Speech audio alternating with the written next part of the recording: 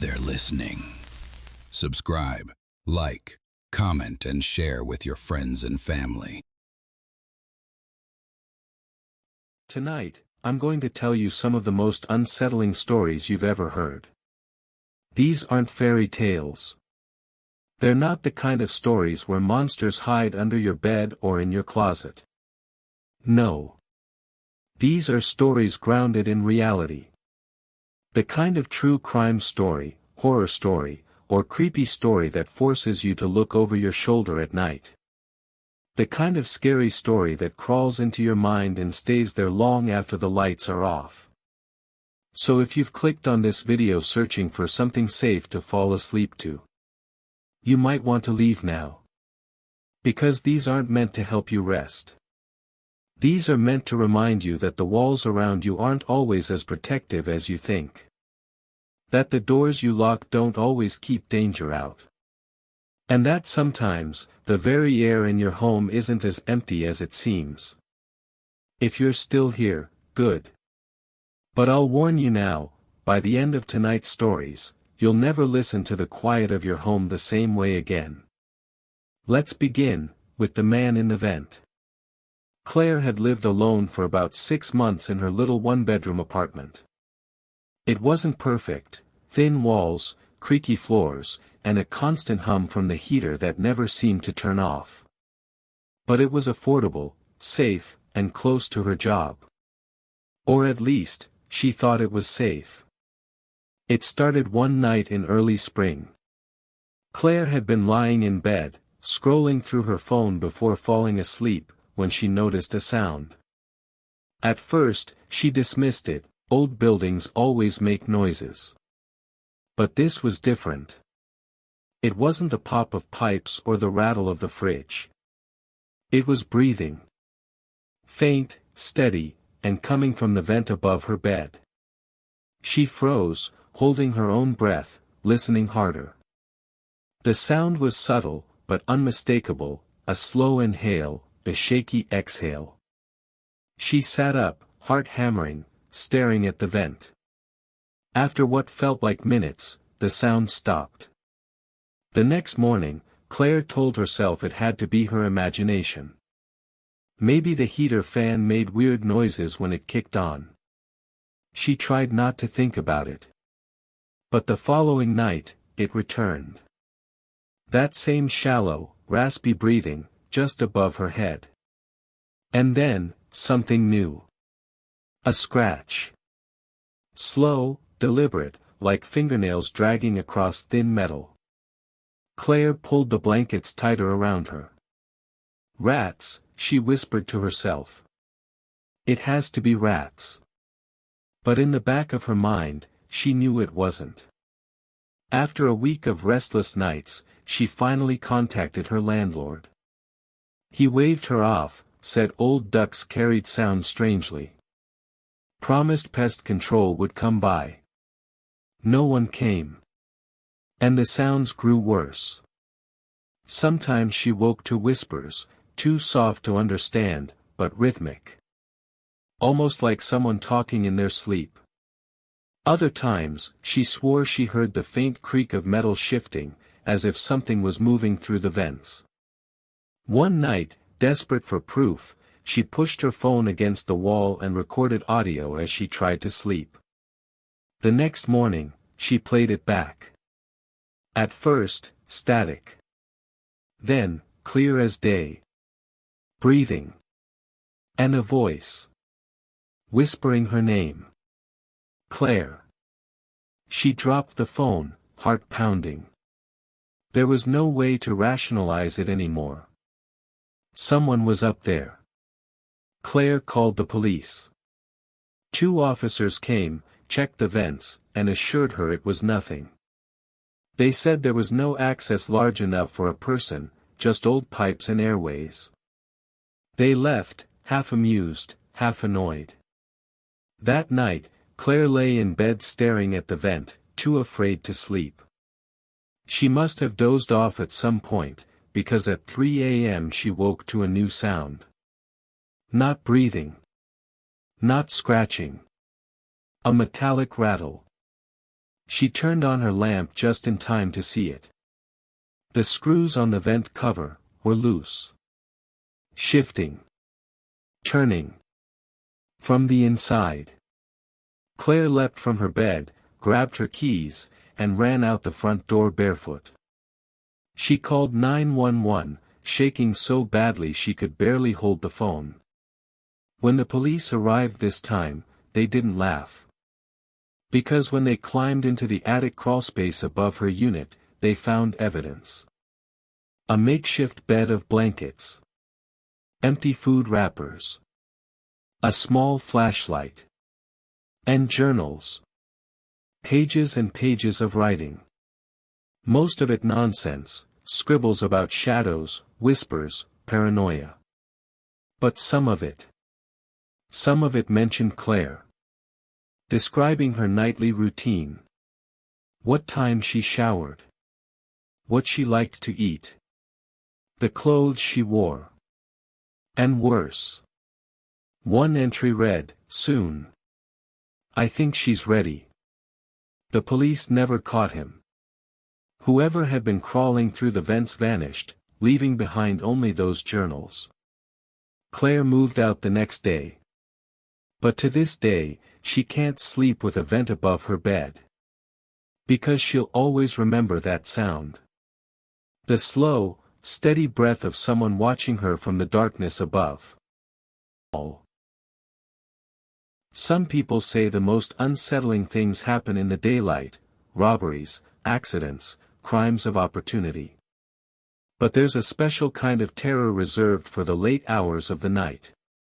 When the roads are empty. When houses are dark. When you're alone, and the only sound is the low hum of your car as you drive home. This is when the world feels most quiet. And it's when Ethan started receiving the calls. Opening tension. Ethan worked late shifts at a local warehouse. It wasn't glamorous, but it paid the bills.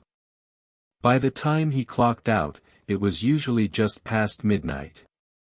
The drive home took 30 minutes along mostly empty roads, quiet stretches of asphalt broken only by the occasional streetlight or passing truck.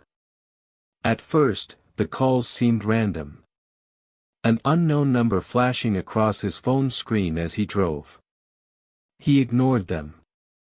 Everyone gets robocalls, right? But then they started happening consistently. Always on the drive home. Always from a blocked or unfamiliar number. The first time he answered, all he heard was silence. A faint hiss of static, like the sound of an old TV with no signal. He hung up. But the next night, it happened again. This time, there was a voice. A whisper. Almost home. Ethan gripped the steering wheel tighter. His chest tightened. He hadn't told anyone he was driving. And yet, this voice knew. Ethan tried to brush it off. Maybe it was just a prank, a wrong number. But the calls kept coming. Every night. Always the same words. Almost home. He changed his phone number. The calls still came. He stopped answering, but that didn't help either. Sometimes, the voice left voicemails, long, breathy silences, punctuated by the faint sound of static. One night, the voice said something new.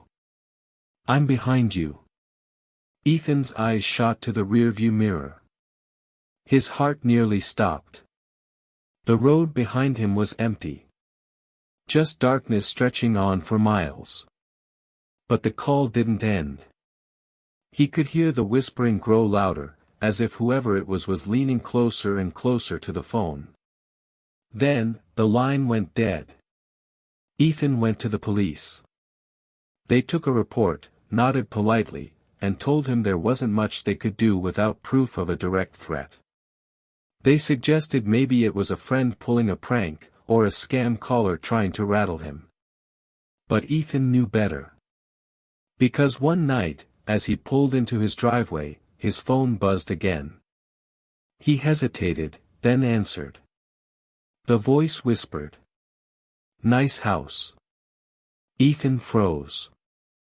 Whoever it was, they weren't just guessing anymore. They were watching him. The next day, Ethan bought cameras. He set them up around the house, front porch, backyard, even in his bedroom. He wanted proof. That night, the call came again. He ignored it, focusing on the cameras instead. Hours later, when he checked the footage, he noticed something strange. A figure. Standing at the very edge of the yard, just beyond the glow of the porch light. Not moving. Not speaking. Just watching. The image was grainy, but Ethan could make out enough. Tall. Thin. Wearing what looked like a hood. And then, just as quickly as it appeared, the figure turned and walked out of frame. The cameras didn't catch where it went. Ethan felt sick. Whoever had been calling him, had been there. Right outside his home. One night, the call came while Ethan was inside, sitting on the couch. He answered, hands shaking. The voice whispered. Look out the window. Slowly, heart hammering in his chest, Ethan turned his head. At first, nothing. Just the street outside, quiet and empty. But then, movement. A shadow. Someone was standing in his yard, staring directly at his window. Ethan dropped the phone and grabbed a baseball bat he kept by the couch. He rushed outside, adrenaline surging. But the yard was empty. The only sound was the faint ringing of his phone inside, still on the floor, still buzzing with the same blocked number. The next day, Ethan took the phone to the police again. This time, they traced the calls. They led to a prepaid burner phone. No fingerprints.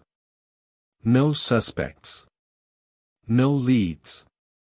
Ethan considered moving, but part of him wondered if it would even help. Because the voice wasn't tied to a place. It was tied to him. The calls still come, randomly. Not every night anymore, but enough to keep him on edge. Sometimes it's the same question. Almost home? Other times, it's a new one. Do you miss me? Why did you leave? And worst of all, once, at 2 a.m., the voice whispered just 3 chilling words. I found you. Ethan hasn't slept properly since. And the next time his phone rings from an unknown number. Do you think he'll answer? There are some houses that look normal from the outside. Pretty even. Well-kept lawns, peeling paint, nothing unusual. But once you step inside, the weight of the walls presses down on you. It's as if the place itself is holding its breath. This is one of those houses. And for Maya, it became a prison of whispers. This is the story of the locked room. The house and the warning. Maya was thrilled when she found the listing. 2 stories, hardwood floors, a tiny backyard. Way more space than she could usually afford. When she met the landlord, he gave her a rushed tour. Kitchen. Living room. The narrow staircase groaning with each step. Upstairs, 3 doors. Bedroom. Office. Bathroom, he said, pointing quickly. And then, to the last door at the end of the hall, he stopped. His tone shifted. This one stays shut. Maya tilted her head. Why? Floorboards aren't safe, he muttered. Rot. You step wrong, you'll fall through. I'll fix it eventually. Until then, don't go in. Just, leave it alone. He handed her the keys and left without another word. The door was locked with a cheap padlock. And something about the way he said it made her skin prickle. Like it wasn't advice. It was a warning. For the first few nights, everything was fine. But soon, the house revealed itself. At 2 a.m., the walls seemed to come alive. Creaks. Groans. Faint knocking. And then, the scratching. At first, Maya thought it was an animal. Mice, maybe. But the sound was deliberate. A slow, dragging scrape. Always from behind the locked door. She laughed it off. Put in headphones. Tried to sleep. But then came the tapping. Slow. Measured. Like someone inside was counting the seconds. 1, 2, 3. Tap. 1, 2, 3. Tap. Until her pulse matched its rhythm, hammering in her ears. On the seventh night, Maya gave in to curiosity. She crept to the door, pressing her ear against the cool wood. At first, silence. And then, a voice. Weak. Shaky. Help me. Maya stumbled back, her whole body trembling. She stared at the locked door for hours, waiting for it to happen again. But the house had gone still. Too still. The next morning, Maya called the landlord. That room, there's something in there, she insisted. I heard someone talking. The landlord went quiet. Then he chuckled, forced and dry. It's pipes. Airflow. Old houses do that. No, Maya snapped. I heard words. Someone said help me. There was a pause. Long enough that she thought he'd hung up. Then he said, flatly, don't open that door. You hear me? Don't. Open. That. Door. The line went dead. And for the first time since she moved in, Maya didn't feel like a tenant. She felt like a prisoner. Days blurred into weeks. Maya stopped sleeping. Every time she closed her eyes, the sounds would return. Scratching. Tapping. Whispers. And sometimes, she swore she heard breathing, ragged, shallow, right on the other side of the door. Her job began to suffer. She stopped answering friends' texts. The house consumed her. She tried pushing furniture against the door, but it didn't help. The noises only grew louder, more insistent. One night, she dreamed she was inside the room. Dark. Cold. The mattress against her back.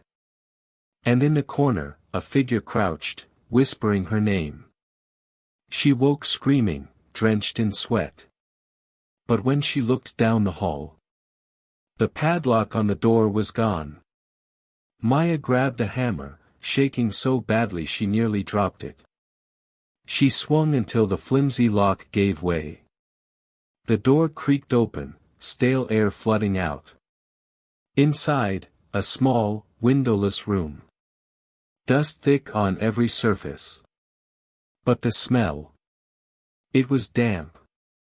Sour. Wrong. Against one wall was a stained mattress.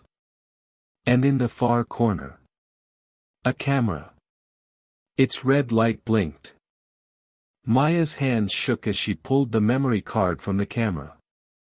Hours of footage. Days. Months. It showed people. Strangers. Tenants who must have lived in the house before her. They ate, they laughed, they argued on the phone. They slept. All filmed from the crack of their bedroom doors. Maya's stomach twisted. And then she saw the most recent file. It wasn't strangers anymore. It was her. Sleeping. Last night. Her face pale in the dark, her chest rising and falling. The camera had been inside her room. Watching her. Maya stumbled backward, bile rising in her throat. That's when she noticed the scratches on the inside of the locked door. Deep gouges in the wood. As if someone had clawed their way out. Not in. Out. And suddenly, the truth hit her. The landlord hadn't locked the door to keep her out. He had locked it to keep something else in. Something that had already gotten out. Maya fled the house that night, leaving everything behind. When she returned weeks later with movers, the landlord denied everything. "There's no mattress," he said flatly. "No camera. No scratches." He showed her the empty room. 4 bare walls. Like none of it had ever been there. But Maya knows what she saw. And in her new apartment, far from that house, she still can't sleep. Because every night, just as she drifts off, she hears it. That same soft scratching. Coming from behind the closet door. As if something followed her. Welcome. Tonight, you'll hear stories that aren't just tales. They're warnings. Whispers passed from one trembling voice to another. Stories that begin in places you know, your home, your room, your phone, your street. Ordinary places. The kind of places you never thought could betray you. But as you'll hear tonight, safety is an illusion. And once the cracks appear, once you've seen what hides just beyond the walls, you can never unsee it. This is a collection of true horror stories, told for those brave enough to listen in the dark. The first story is about what happens when the thing that watches you doesn't come from outside. It comes from within the very walls of your home. This is The Man in the Vent. Lena had just moved into her new apartment. It wasn't perfect, the wallpaper was peeling, and the pipes groaned like an old man clearing his throat, but it was hers. A place to finally breathe after leaving a bad relationship behind. The building was older, with narrow hallways and vents that seemed to stretch forever through the walls. The landlord brushed it off, saying, "That's how buildings used to be built. Nothing to worry about." At first, Lena didn't notice anything strange. But on her third night, she woke up at 3 a.m. Because someone was breathing inside her bedroom wall. She told herself it was the neighbors. Thin walls. Old vents. But the next night, it happened again. The sound of breathing. Slow. Uneven. Too close. Like someone was crouched in the vent just above her bed. When she pressed her ear to the wall, she froze. Because the breathing stopped. And then, she heard a whisper. "I see you." Lena stumbled back, her heart hammering. She barely slept the rest of the night, leaving the lights on until dawn. Over the next week, things got worse. Lena would come home to find her belongings moved ever so slightly. A cup on the wrong shelf. Her blanket folded differently than she left it. And always, the sound from the vents. Breathing. Scratching. Whispering. One night, she tried recording it with her phone. She placed it near the vent, hit record, and forced herself to fall asleep. In the morning, she played it back. At first, just static. Then the sound of her own breathing as she slept. And then, another voice. A low, rasping whisper. "She's asleep now." The landlord's warning. Terrified, Lena went to the landlord. "There's someone in the vents," she said, her voice shaking. He sighed, like he'd heard it all before. "Don't go looking," he told her. "What do you mean?" she asked. He just shook his head. "Some things are better left alone. If you start looking, they'll know you can hear them. And they like attention." Lena stared at him in disbelief. "Are you saying you know about this?" The landlord turned away, muttering something under his breath. The only words she caught were, "Not again." The breaking point. That night, Lena couldn't take it anymore. The vent cover above her bed rattled. Slowly. Deliberately. She grabbed a chair, climbed up, and unscrewed it with shaking hands. The smell hit her first. Damp. Sour. She shone her flashlight inside. At first, nothing. Just dust and darkness. But then, in the far corner, two pale eyes reflected the light back at her. And a grin spread across a face that had no business being there. A man. Crouched inside the vent. Whispering, "Found you." Lena screamed and bolted out the front door, running barefoot into the hallway. Neighbors opened their doors, alarmed by the noise. By the time the police arrived, the vent was empty. But they found evidence. Blankets stuffed deep inside. Food wrappers. Even a small camera. Someone had been living in the vents. Watching her. Waiting. And the landlord? He refused to say anything more. Only muttered again, "Not again." As if this had happened before. As if it would happen, again. Welcome. Whispers passed from one trembling voice to another. Stories that begin in places you know, your home, your room, your phone, your street. Ordinary places. The kind of places you never thought could betray you. But as you'll hear tonight, safety is an illusion. And once the cracks appear, once you've seen what hides just beyond the walls, you can never unsee it. This is a collection of true horror stories, told for those brave enough to listen in the dark. The first story is about what happens when the thing that watches you doesn't come from outside. It comes from within the very walls of your home. This is The Man in the Vent. Lena had just moved into her new apartment. It wasn't perfect, the wallpaper was peeling, and the pipes groaned like an old man clearing his throat, but it was hers. A place to finally breathe after leaving a bad relationship behind. The building was older, with narrow hallways and vents that seemed to stretch forever through the walls. The landlord brushed it off, saying, "That's how buildings used to be built. Nothing to worry about." At first, Lena didn't notice anything strange. But on her third night, she woke up at 3 a.m. Because someone was breathing inside her bedroom wall. She told herself it was the neighbors. Thin walls. Old vents. But the next night, it happened again. The sound of breathing. Slow. Uneven. Too close. Like someone was crouched in the vent just above her bed. When she pressed her ear to the wall, she froze. Because the breathing stopped. And then, she heard a whisper. "I see you." Lena stumbled back, her heart hammering.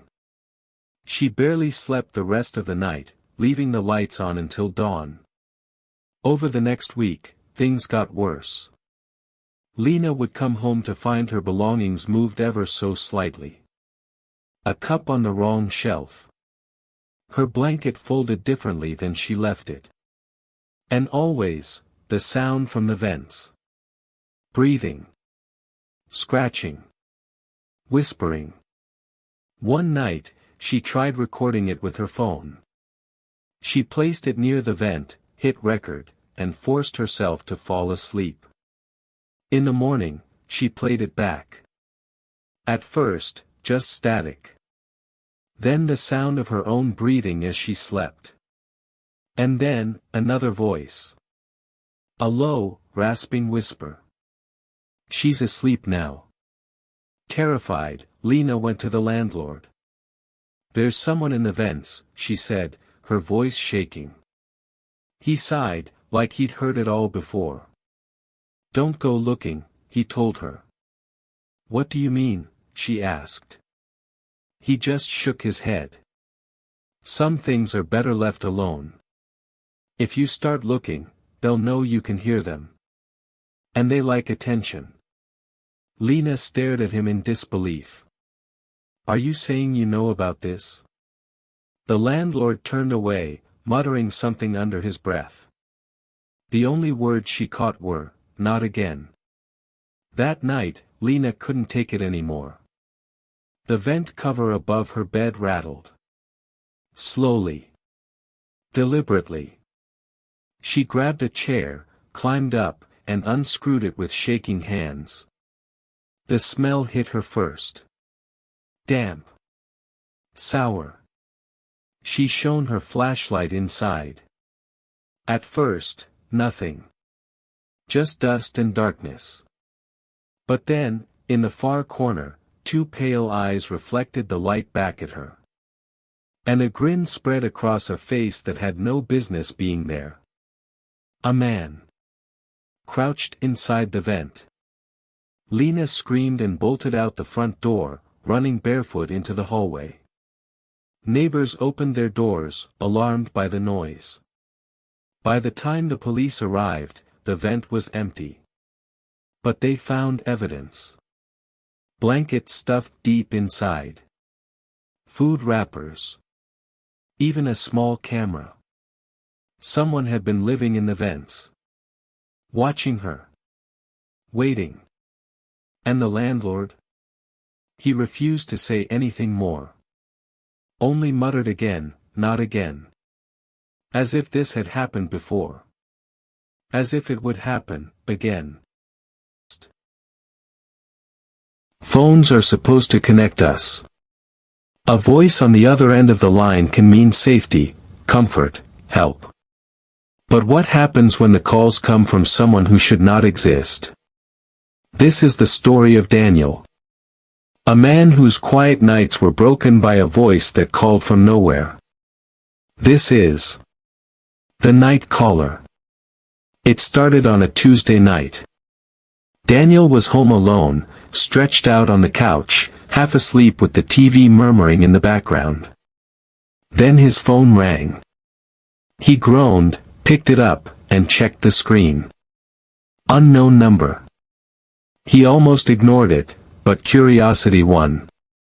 Hello, he said. For a moment, silence. And then, a whisper. Don't fall asleep. Daniel frowned. Who is this? The line went dead. He told himself it was a prank. Some teenager with too much time. But the next night, it happened again. The same unknown number. The same whisper. Only this time, it said, I'm outside. Daniel's stomach turned to ice. He rushed to the window, but the street was empty. Just the wet pavement shining under the streetlights. Nobody there. At least, nobody he could see. The police shrugged it off. The third night, he finally called the police. He explained everything, the late-night calls, the whispering voice, the threats. The officer sighed. Look, sir, unless this person actually does something, there's not much we can do. Block the number, change your phone. That usually solves it. Daniel hung up feeling no safer than before. Because he had already tried blocking the number. And yet, the calls kept coming. Each time, from a different unknown line. Each time, the voice knew more. One night, the call came at 3:15 a.m. Daniel's phone lit up on the nightstand, vibrating violently. He answered, his voice shaking. "What do you want from me?" The whisper replied, "I want in." Daniel bolted upright, his chest tight with fear. "You're not getting in," he snapped, slamming the call shut. But before he could breathe a sigh of relief, there was a knock at his door. 3 slow, deliberate knocks. He froze, staring at the door. Then his phone buzzed again. Another call. He answered with trembling hands. The whisper said, "Open the door." Daniel didn't move. Didn't breathe. The knocking grew louder. Then stopped. He waited, heart pounding in his throat, until dawn lit the curtains. When he finally dared open the door, there was nothing there. No footprints. No sign of anyone. Only a slip of paper taped to the wood. On it, scrawled in red ink, were 3 words. "Nice dreams, Daniel." He moved out within the week. Changed his number. Never told anyone where he went. For a while, the calls stopped. But last month, he received a new phone as a gift. He activated it. Set it on the counter. And the first thing it did, was ring. Unknown number. Daniel didn't answer. But the voicemail recorded anyway. When he listened, his blood ran cold. The whisper was back. And this time, it said his new address. There's a reason people fear closed doors. It isn't what you see that unsettles you. It's what you don't. Behind every locked door, every sealed room, is a question. And sometimes, the answer is worse than you imagined. This is the story of Anna. A woman who discovered that some doors should never, ever be opened. This is The Locked Room. Anna had just bought her first house. It wasn't much, an old Victorian on the edge of town, drafty and creaking with every gust of wind, but she fell in love with its character. High ceilings. A winding staircase. Stained glass windows that painted the hall in shades of blood red and mossy green when the sun hit them just right. Her friends teased her about it. "Looks haunted," they joked. Anna laughed it off. Haunted houses weren't real.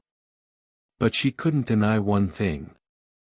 The house had a presence. Especially the upstairs hallway. At the end of it stood a heavy oak door. Locked. The realtor brushed it off when she asked. Probably just storage. Old houses always have sealed rooms. But Anna noticed something strange. The wood around the lock was scratched. As if someone had tried desperately to get out. The first night passed quietly, until 2:45 a.m. Anna awoke to a sound. A knocking. Not on her front door. Not on her bedroom door. From upstairs. From the locked door at the end of the hall. 3 knocks. Slow. Measured. She held her breath, waiting. Silence followed. But when she finally forced herself back to sleep, she dreamed of someone standing in that room. Pressed against the wood. Waiting. A week later, the knocking returned. But this time, it was followed by something worse. Scratching. Nails dragging across the inside of the door. Long, drawn-out scrapes that made her skin crawl. Anna stood frozen in the hallway, clutching a flashlight.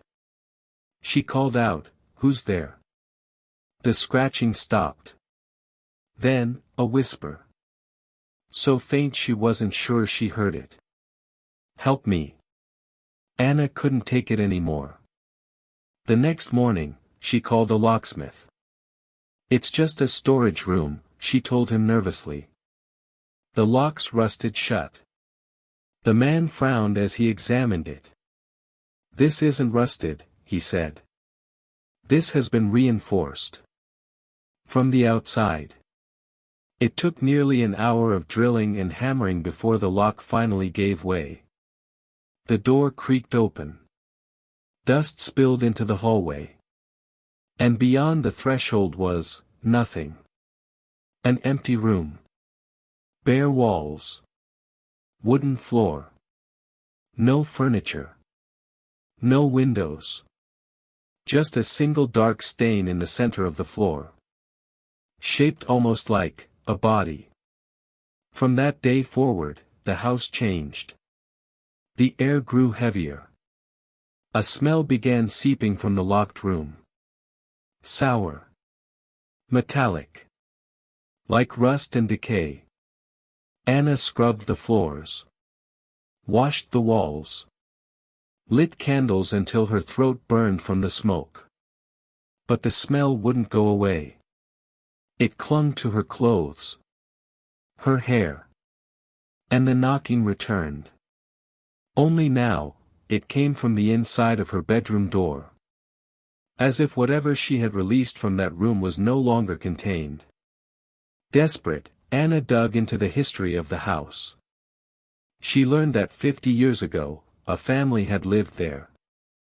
A husband. A wife. A daughter. One night, the daughter vanished. The parents claimed she'd run away. But neighbors reported hearing screams. And scratching. And knocking. The police searched the house, but found nothing. The case went cold. The family moved away. And the upstairs door was sealed. Sealed, until Anna opened it. One night, as lightning lit the house in violent flashes, Anna sat awake in bed. The knocking came again. Not at the locked room. Not at her door. But at her closet. Her phone buzzed on the nightstand. A notification. She picked it up, hands shaking. A single photo had appeared. No sender. No explanation. It showed her. Sleeping in her bed. And in the corner of the photo, just behind her closet door. A pale hand reaching out. She packed her things the next morning, planning never to return. But as she carried the last box to the car, she realized, the front door was already ajar. She knew she had locked it. Inside, the house was silent. Too silent. Every shadow seemed to stretch toward her. She glanced at the hallway. The locked room door, now broken and splintered, was wide open. And from the darkness beyond, two eyes stared back. Not human. Not alive. And then, the door slammed shut. By itself. Aftermath. Narrator. Anna never spoke of what she saw that day.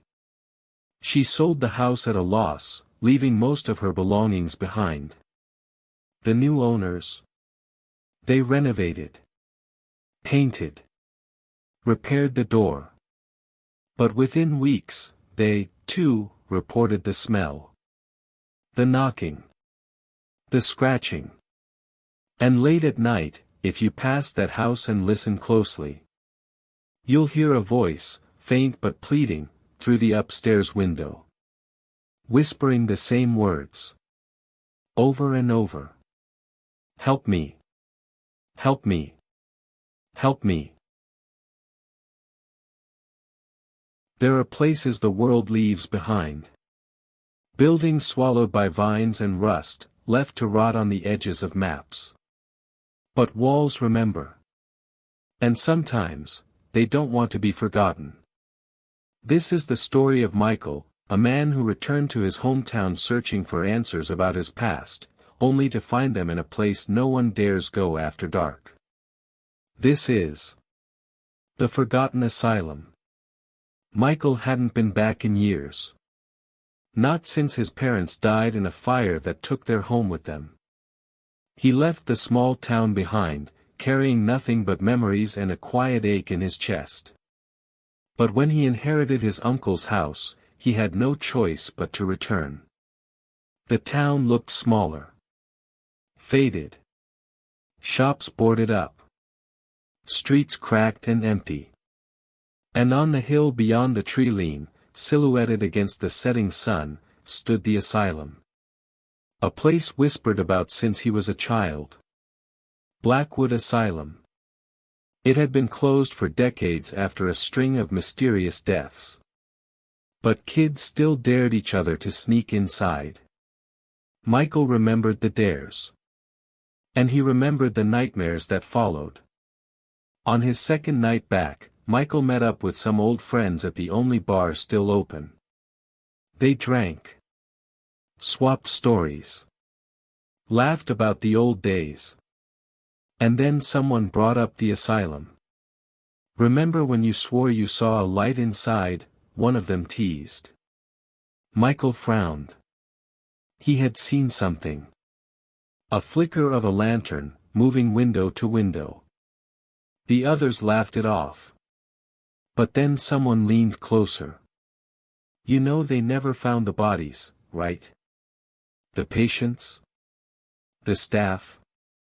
The fire took some, but the rest? Gone." Michael felt a chill crawl up his spine. That night, lying awake in his uncle's creaky old house, he couldn't stop thinking about it. And by dawn, he knew he had to go back. Not because of a dare. But because something inside him needed to know what had been left behind. The road to Blackwood Asylum was overgrown. Weeds taller than his waist. Branches clawing at his clothes. The gates loomed ahead, twisted with rust. A faded sign still hung from one chain, "Keep out." Michael pushed through, the metal groaning like a warning. The asylum stood before him. For stories of broken windows, charred walls, and yawning darkness. But even from outside, he swore he heard something. A faint echo. Like footsteps. From inside. He stepped into the lobby. The air was thick with mold. The floorboards soft under his weight. Peeling paint revealed words scrawled beneath. "Help me. Don't leave me here. Run." He shivered, moving deeper. The reception desk was overturned. Papers scattered like fallen leaves. A wheel from an old gurney squeaked faintly as he passed, though he hadn't touched it. The silence pressed against his ears. And then, just as he reached the staircase, he heard it. A voice. Soft. Childlike. "Michael." He froze. No one knew he was here. No one should know his name. He shone his flashlight up the stairwell. The beam caught a shadow darting just out of sight. Against every instinct, he climbed. The second floor was lined with patient rooms. Doors still locked. Some hanging open. Inside, rusted bed frames sat like cages. Scratch marks scarred the walls. And one word repeated over and over, gouged deep into the plaster. "Stay." He felt watched. Every hair on his arm stood up. And then, another sound. A dragging. From down the hall. Something heavy being pulled across the floor. Michael followed the sound to the third floor. There, he found what looked like a records office. Filing cabinets toppled, papers blackened from fire. He dug through the debris, searching for answers. Most were unreadable, but then he found it. A patient file. The name had been scorched away, but the note survived. Subject continues to scream at night. Subject insists they hear voices in the vents. Subject claims the asylum itself is alive. Michael's hands shook as he turned the page. The last note was dated the night before the asylum closed. It read only 2 words. "It's hungry." A crash echoed above him. He nearly ran, but something drew him deeper. Down into the basement. The air turned colder. The smell stronger. Rows of restraints hung from the walls. Rust-stained drains in the floor told their own story. And in the far corner, behind a half-collapsed wall, he found a door. Heavy. Steel. Still locked. But something inside was moving. Slowly. Deliberately. And then, 3 knocks. Like it was waiting for him. He should have left. He should have run. But Michael found himself reaching out, gripping the wheel on the steel door. It groaned as it turned. The hinges screamed. And the darkness inside poured out like smoke. At first, he saw nothing. But then his flashlight caught them. Dozens of faces. Gaunt. Hollow-eyed. Pressed against the walls. Not patients. Not staff. Not living. They whispered together, 100 voices overlapping into one. "Stay, stay, stay." Michael dropped the light and ran. Through the halls. Down the stairs. The whispers followed, echoing in the walls, the floors, the ceilings. "Stay with us, stay with us." He burst into the night air, gasping, collapsing on the overgrown path. When he looked back, the asylum was silent. Dark. Empty. But in the highest window, he swore he saw a pale face watching. And its mouth was still moving. Whispering words he couldn't hear. Michael left town the next morning. He never spoke of what he saw. But a week later, he received something in the mail. A package with no return address. Inside was his flashlight. The one he dropped in the basement. And taped to it was a note. 4 words. Written in jagged handwriting. "You left too soon." But maybe they're not stories at all. Maybe they're warnings. Reminders that the world isn't as safe as you want to believe. Because the things we lock away, the things we try to forget, they don't stay gone. They wait. And when you least expect it, when you let your guard down, they come back. The vent may still whisper. The phone may still ring. The locked door may still knock. And the asylum will always be there. Waiting. So if you're listening to this in the dark, if you feel a draft against your neck, if you hear a faint sound on the other side of your door, don't open it. Because sometimes, the scariest story, is the one that follows you home. And tonight, one of these stories just might. If you want more, you know what to do. Subscribe. Return here. Because the next story will be worse. So, you've made it this far. A house with something in the walls. A stranger's voice waiting on the other end of a midnight call. And a locked room that should have never been opened. Different settings. Different people. But did you notice the pattern? It's never the shadows in the forest, or the abandoned asylum at the edge of town. No. It's always the ordinary places. The places we trust. Our homes. Our phones. The very rooms we sleep in. The things that are supposed to protect us, are sometimes the things that betray us most.